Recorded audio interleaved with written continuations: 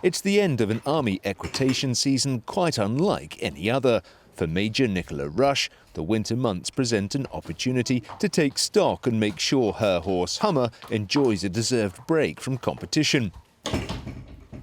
As secretary for the Army Equitation Association, Major Rush had the unenviable task of processing the extra volumes of paperwork generated by the coronavirus pandemic. But her meticulous approach meant military riders could compete in a COVID-condensed season.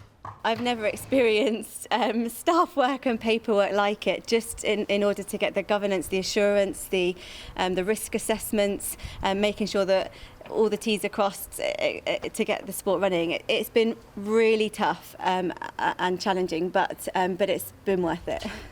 Alongside her busy work commitments, her role as secretary means Major Rush oversees the administration for the Army show jumping, eventing and dressage teams.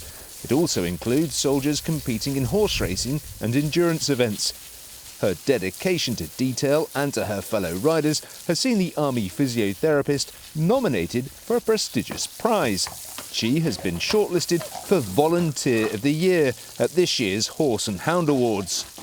It's incredible, and I'm over the moon. I'm very, very grateful to several people independently that nominated me for this award. So it was a huge surprise and a great honour. The nomination is not just because of this season's endeavours. Having been in post for the past 6 years, Major Rush has played a pivotal role in seeing the three main equitation disciplines grow into thriving teams capable of competing at national and international level. She admits to facing a number of obstacles along the way. It was known as a bit of an elitist sport, that you had to have a horse to be able to get involved in the sport. And we were very passionate about the fact that it shouldn't be like that, let's get soldiers riding, let's get them on horses, let's get them seeing what it feels like, the therapy, the connection, the time that you can spend with horses and how that benefits you, physically, mentally and emotionally. So we've really kind of worked hard over the years, helping from the core levels, helping the cause get established, helping them access funding.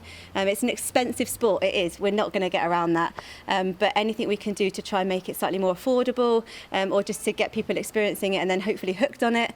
Despite cramming in a number of competitions this year, unfortunately, because of coronavirus-related restrictions, there is no London International Horse Show. Always the highlight in the calendar, the absence of the Olympia showpiece is a bitter blow. That's the pinnacle of our season, really. That's what every military rider aspires to achieve. It is an opportunity of a lifetime for a military rider at our level. You never get to compete at an arena that big with the crowds and the fences and just the whole environment. You're competing against world-class champions from the dressage and the show jumping, not against them, but in the same competition as them.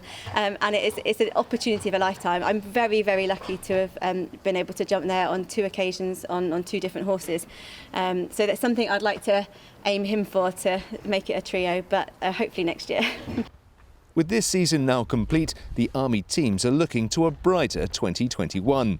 Major Rush, meanwhile, will still be flying the Force's flag and finds out if her year ends on a high with the Horse and Hound Awards in December. Julian Evans, Forces News, Tidworth.